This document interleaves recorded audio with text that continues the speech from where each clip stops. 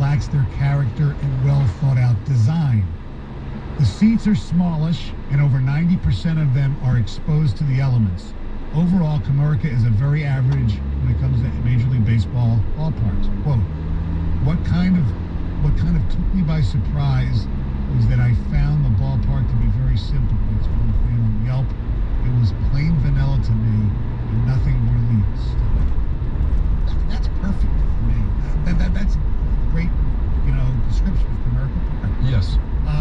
But yes, I don't think it's a detriment to that the seats are exposed. Like, it's baseball. I know that you can have a dome. I know that you can be covered, but it's nice to be able to feel a little sunshine. Yeah, but the whole design, well, first of all, it's been there since 2000. Is that Mike? Right around there. 22nd. However you decide which is the first year. Counts Zero's one. Yeah, I know. I think it's fine. I night games, would be the skyline, the buildings, Yeah. the whale. Oh, yeah. That's pretty cool. I'll give it that. But because they decided, and I'll never forget this, we took a media tour of it while it was being built. Hard hat on. Oh, yeah. I sat there and I looked at it and I said, where are we, Oakland? The foul ground territory between the third base and first base lines and the stand. So much of it. Yeah. The stadium should have been more. You want the fans closer. Intimate. Yes. Yes, that's the cool thing about baseball. It was expanded. Of course, we know, the dimensions, how ridiculously large they were. A lot of people still think it's too big. They brought it in a little bit, years ago. People like, Juan Gonzalez and Dean pitch about, left field. They brought it in a little bit. They moved the bullpens and all that. But there's nothing, unless you want to call the Tigers, those tiger statues or whatever you call them. Outside is special.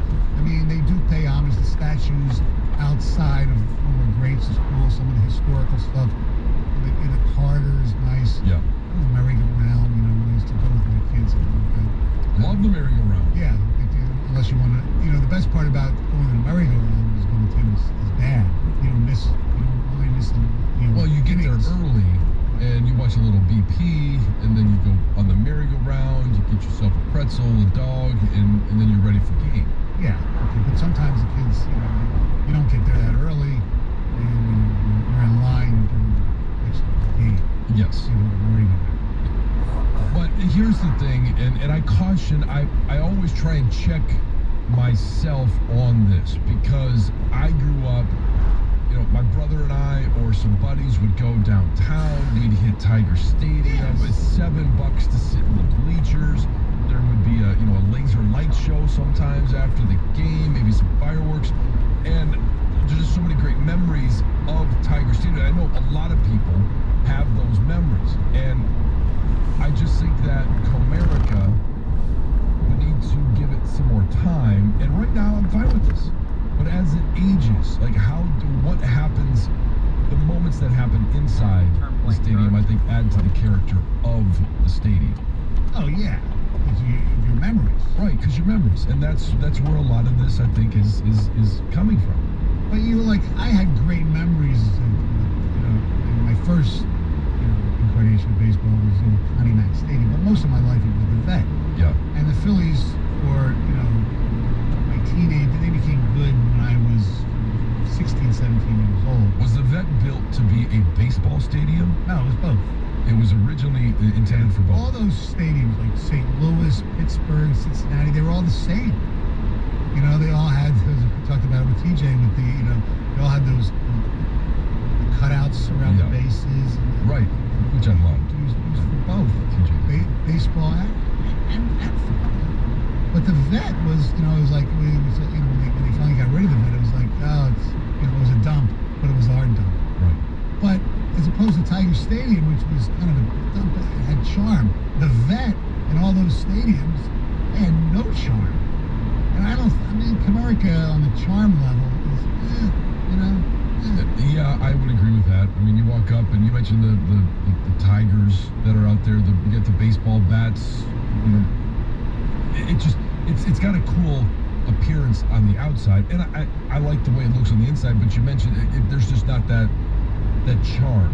You know, how about if they were to take out, you know, maybe a section or two in the center field and put in the, you know, bleacher style seats. Let's go bleachers. Well, there are bleachers in the right field. Yeah, but I mean more of it. So like high school kids, like I did, can go down and get, you know, tickets for $7. Right. I mean that's part of the charm of I think baseball is seeing the kids come down and the families, and a lot of families don't want to spend $150 to get into a game, but if they could go in the bleachers, more people would show up. See, I think Comerica is almost like old school, where it was built to play baseball the way it was originally intended to be played.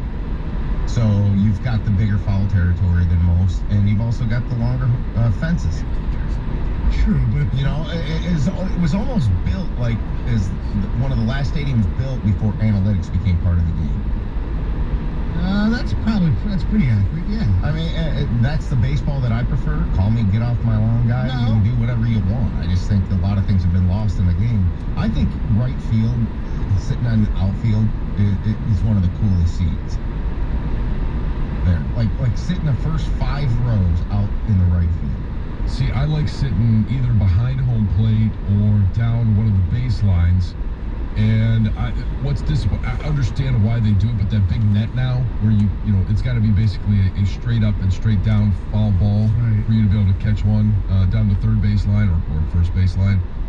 I'm disappointed that that's there, but I understand. But I love to sit down, you know, third baseline and just enjoy the game. You get a great view of the city from there. They have this right, at least. Maybe the worst part. Yeah.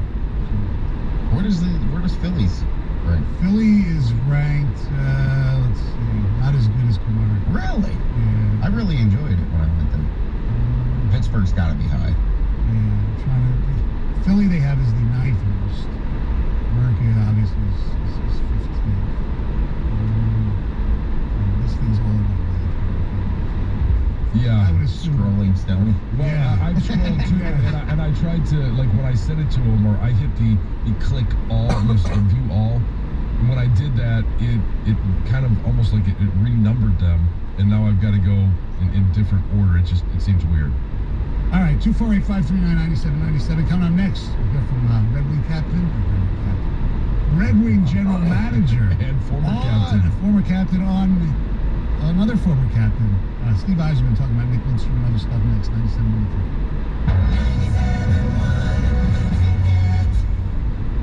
What's up, everybody? Nick Costos here with the Bet River Sports Betting Minute, brought to you by Bet River Sportsbook, Detroit's hometown sportsbook. Sunday night Pro Football Playoffs wildcard weekend. Kansas City, a 12.5 or 13-point home favorite against Pittsburgh. Total here, 46.5. I know these two teams played a couple weeks ago in KC. KC won that game 36-10. But as far as this game is concerned, if the number's going to hit 13, the question has to become, do I or you want to bet Pittsburgh or not? I don't think you can ever bet Kansas City at this number. I get it. Kansas City's a lot better. We all know that. It's reflected in the point spread. If it's going to be 13, I actually think I might bet Pittsburgh. So Pittsburgh plus 13. That looks like a buy point for me coming up on Sunday night.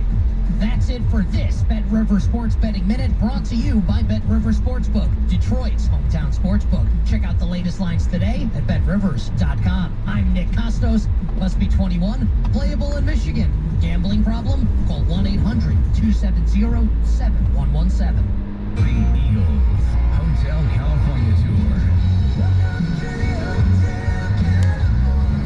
Live in concert with a full orchestra. Performing their iconic album Hotel California, beginning to end, plus a greatest hits set. The Eagles, Little Caesars Arena, March 24th. Get tickets Friday, January 14th at 10 a.m. at livenation.com. Finding great candidates to hire can be like, well, Trying to find a needle in a haystack? Sure, you can post your job to some job board, but then all you can do is hope the right person comes along. Which is why you should try ZipRecruiter for free at ZipRecruiter.com/free. ZipRecruiter doesn't depend on candidates finding you. Its powerful technology identifies people with the right experience and actively invites them to apply to your job. You get qualified candidates fast. So while other companies might deliver a lot of hay, ZipRecruiter finds you what you're looking for. The needle in the haystack. 4 out of 5 employers who post a job on ZipRecruiter get a quality candidate through the site within the first day. ZipRecruiter, the smartest way to hire. And right now, you can try ZipRecruiter for free. That's right, free. Just go to this exclusive web address, ZipRecruiter.com/free. That's ZipRecruiter.com/free. ZipRecruiter.com/free. For 36 years, THAW, the Heat and Warmth Fund, has been providing utility assistance to Michigan residents. If you can help a family in need, your support will help keep them safe and warm this winter. Every dollar helps. Visit thawfund.org to donate today. That's thawfund.org. BetMGM welcomes hockey fans to the action with a special offer. Sign up today and receive $100 in free bets when you place any $1 wager on a Detroit Red Wings game, regardless of your bet's outcome. Just use bonus code GATOR100 when you make your first bet and experience hockey like never before with the King of Sportsbooks. Download the app or go to BetMGM.com and use bonus code GATOR100 to receive $100 in free bets when you place a $1 or more wager on any Red Wings game. Only at BetMGM, the official partner of the NHL and the Detroit Red Wings. Visit BetMGM.com for terms and conditions. Must be 21 years of age or older to wager. Michigan only. New customer offer. All promotions are subject to qualification and eligibility requirements. Rewards issued as non-withdrawable free bets or site credit. Free bets expire in 7 days from issuance. Gambling problem? Call 1-800-270-7117 for confidential help. This excludes Michigan Disassociated Persons. This hour of Instant Feedback brought to you by National Benefit Plans. 877-734-2200. The Detroit Red Wings host the Winnipeg Jets. Pre-game tonight at 7:15 on 97.1 The Ticket. 97.1 The Ticket, 248-539-9797. Stop sign. Captain of your childhood, he's the general manager of the Detroit Red Wings. And he joins us now, Steve Yzerman. Good morning, how are you? I'm doing good, fellas. How are you guys? We're doing pretty good. Big announcement, kind of a surprise to at least us. Nicholas Lidstrom in the fold officially as the Vice President of Hockey Operations. How was that decided? And obviously you have to be happy bringing him back. Yeah, I'm very, very happy. Mike, you know Nick pretty well. Yeah. Smart guy, good hockey mind, level-headed. He has, I played with him. It's virtually his whole career. And a great teammate. Again, somebody just to talk hockey with. We as players, we discuss many things on off-ice situations. So we talked around the Hall of Fame induction in November. A little bit about what he wanted to do and interest in getting back. We talked about different areas of management and where he'd be comfortable, and ultimately thought this type of role gives him the freedom to kind of really do what he wants and go where he wants. And I like the fact that he's going to be actually in Europe. Just coincidentally at this time, we've got a lot of prospects over there and some good deep prospects where Nick Cronwell's over there kind of overseeing the player development side. Having Nick help out a little bit there, kind of have his eyes and ears open in Europe to keep what's going on over there relative to potential free agents that come along in all the European leagues. So, and then get him over here and just watch our team and help every department, whether it's the coaching staff, myself, Patty Verbeek, Sean Horkoff, player development guys. So he'll be a great resource for us all. Is this a position that he's coming back in that you expect him to kind of find his way and where he can best assert himself in the Wings organization? Yeah, John, exactly. And get a feel for all different aspects. When I retired, my first year in retirement, I went right into a similar role as Nick is this. And it was really interesting to literally sit in there when Kenny's deciding on making a trade or at the trade deadline, how he handled that, and just the day-to-day operations was really interesting. You kind of get a had all these questions. Why don't we just do this? Why don't we just do that? And there's so many other just little things, cap situations, number of contracts, all sorts of things that you learn the job a little bit and learn how to run a team. So for Nick, I think it gives him an opportunity to really get involved in all the different departments and see what he's really, really most interested in. But ultimately, I think for him, like, he can benefit us in all different aspects of it. And who knows where it leads for him personally, but or even for us as an organization. But I just the more I guess just intelligence, the more professionalism, and a guy like Nick, the way he does things, bringing him in any department is going to help us a lot. So as we go down the captain chain, what's Zetterberg doing these days? I think he's still enjoying the early season, the first couple of years of retirement here, having some fun. He does spend some time in Detroit. He's another guy that is very smart, very level-headed, and very astute. That someday he wants to get involved in hockey, get back into it a little bit more. We'd certainly love to have him. We got a lot of these former Red Wing players who not only that I played with that maybe came after me. They're really good guys, really smart. I'm not sure how many vice presidents we can have, but if guys want to get involved and find a role, we'll find a role for them, certainly. Steve Yzerman joins us on the Sonia Jansen program. Obviously, the trading deadline not for March 21st, I think. So you got 2 months. Obviously, you're not going to mention any names, but have you already got in your mind with the way the standings are, whether I think we're probably going to be sellers, we're probably not going to be buyers. When does that mindset, when do you start to make those decisions? Well, we'll have our mid-season next week, bring a pro scouting staff in and kind of prepare for the trade deadline, prepare for, give them kind of their some direction over the course of the rest of the season, and kind of come up with a bit of a plan for how we want to handle the trade deadline. And ultimately, it'll be determined by really where we are in the standings at that point. I will say that regard whether we're in it or close, I don't see us as being trading young, good prospects and high draft picks to acquire players to give us a better chance of making the playoffs. We're not in that at that point in our progress to do that. It really is going to be a question of do we keep our keep our pending free agents? Do we try to re-sign them, or just keep them and see how we do for the remainder of the season, or do we sell off and get draft picks or prospects? So that'll be the decision, and ultimately it'll come down to where we're at probably 2 weeks before the deadline. So I'm going to go off the reservation just a little bit with this question. And with Lidstrom coming back, you've got Draper, you've got Maltby. Obviously, you're in the building. When he does come stateside, you going to put the skates on and relive a few moments? How often do you put a stick in hand? Is that still something, an itch that you got to scratch? Absolutely not. I think I've had my skates literally half a dozen times since I retired as a player. The last time I put them on was when we were in Colorado. The Red Wings were in Colorado for that outdoor game. Right. That was like 4 or 5 years ago.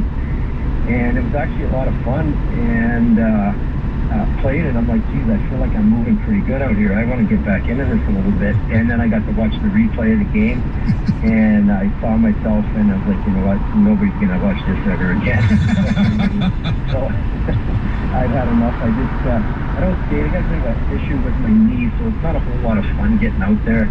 Yeah. And I spend pretty much every day in a hockey rink, and once I'm finished for the day, I like to get out of the hockey rink. So I like watching it. I got no joy in playing it anymore. We talked to Blash last week about a few things, including Zadina, and then he was that healthy scratch. He's played, it seems to me, better, at least getting some shots on goal. Is he, I don't know, frustrating? Is it just something, a confidence level with him? Because when he was drafted, obviously you didn't draft him. Everybody, including himself, expected him to be a pretty big goal scorer. Yeah, he's not frustrating to me. I think Philip may be frustrated himself. He's a good young man. He's working really hard. I think his expectations coming out of junior probably a little bit unrealistic at the time. I think he's working hard out there. He's generating some opportunities. He's doing a lot of good things. He's just really pressing, and I just think if we're patient and we can somehow get him just to relax and just go out and play and work and kind of let his natural instincts take over, things will start to go in for him. And my approach is going to be, I'm just going to be patient. I look around the league at, every year at guys that, are 25 years old or so that, maybe for whatever reason were traded or moved on to another team, and they started slowing their careers and are playing pretty well. And I think at this stage, there's a lot I like about Philip's game. I like his attitude. I like his work ethic. He does have good skills. I think he's learning the other parts of the game. He's focused on, just doing little things, checking well, creating turnovers offensively that eventually that are little things that help his line out, help his team out. And I think pucks are going in the net. He does have a lot of opportunities. They're not going in, but he's trying. And so I'm not frustrated at all.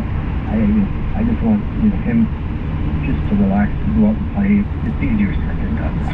Guys want to do well and they have high expectations for themselves. Final thing, because of COVID, there's no Olympic break. The players aren't going. I believe you went as a player. I know you were general manager of Team Canada for an Olympics. Is it a double-edged sword with you? You're kind of disappointed at the player side of you, saying, God, I wish. I know Marchand, a lot of these players are pissed. Love to have the experience. They're pissed that they're not going. But from your perspective, are you kind of glad they're not going, or what? No, I'm not glad they're not going. Again,